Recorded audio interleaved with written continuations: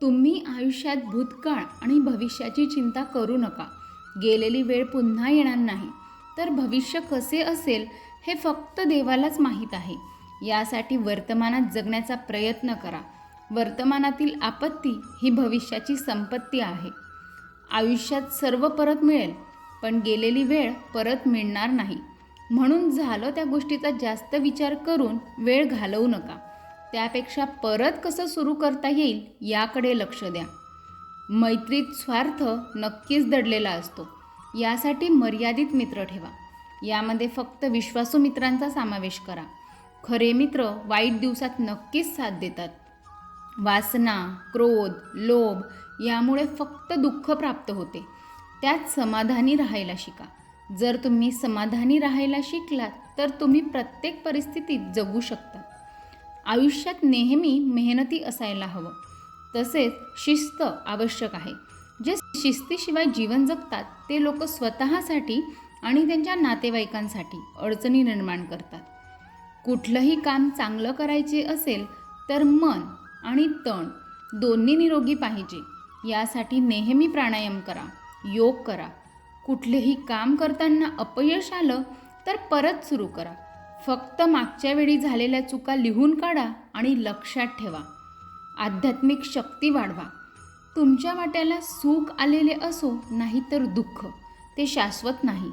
प्रत्येकाची वेळ बदलत असते. वेळेनुसार परिस्थिती बदलत असते. सुखात आनंद आणि संकटात दुःख पेलण्याची मनात क्षमता वाढवावी.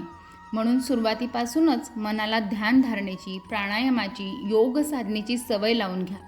नामस्मरणातूनही आत्मिक आनंद प्राप्त होतो.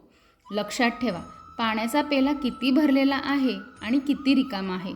या पलीकडे तो पेला तुम्ही किती काळ पकडू शकतात यावर तुम्हाला होणारा त्रास अवलंबून आहे. मनाचेही तसेच आहे. कोणतीही गोष्ट मनात दीर्घकाळ ठेवू नका. ते निर्मळ राहू द्या. मन मोकळे करा. अनेकांना प्रश्न पडतो, माझे दुःख, माझ्या चिंता, माझे प्रश्न कोणाला सांगू? माझा कोणावरही विश्वास नाही. मात्र मनातही साठवून ठेवता येत नाही. कोणाला तरी सांगायचे ही उर्मी स्वस्थ बसू देत नाही. जेव्हा आपल्याला हरल्यासारखं वाटतं, खचल्यासारखं वाटतं, एकटं वाटतं, तेव्हा कोणासोबत तरी बोला. भाऊ, बहीण, मित्र, आई, बाबा ही लोक नेहमी आपल्यासाठी अवेलेबल असतात. माझं नशीब इतकं वाईट आहे असं म्हटलं की अतिशय हताश, असुरक्षित आणि आपलं आयुष्य नियंत्रणाच्या बाहेरचं वाटतं. पण आपण प्रयत्न केला तर आपण स्वतःला मदत करू शकतो. स्वतःला या परिस्थितीतून बाहेर आणण्याची शक्यता निर्माण करू शकतो. आयुष्य इतकं नियंत्रणाच्या बाहेर नाही. आपल्या नियंत्रणात कोणत्या गोष्टी आहेत आणि नियंत्रणाबाहेरच्या कोणत्या गोष्टी आहेत याचा विचार करा आणि नियंत्रणातल्या गोष्टी करण्याचा प्रयत्न करा. नियंत्रणाबाहेरच्या गोष्टींचा विचार करून काय उपयोग? असेल माझं नशीब तर देईल साथ, पण नशिबाचा विचार करून ते थोडंच माझ्या हातात येणार आहे. मदत मागायला शिका. काही ठिकाणी नसेल मदत मिळत, पण खूप लोक आहेत जगात जे मदत करायला तयार आहेत. जसं की मी तुम्हाला आता म्हणणार, चॅनलला सबस्क्राईब करा, व्हिडिओला लाईक करा आणि व्हिडिओ बघून तुम्हाला कसं वाटलं मला कमेंट करून नक्की कळवा.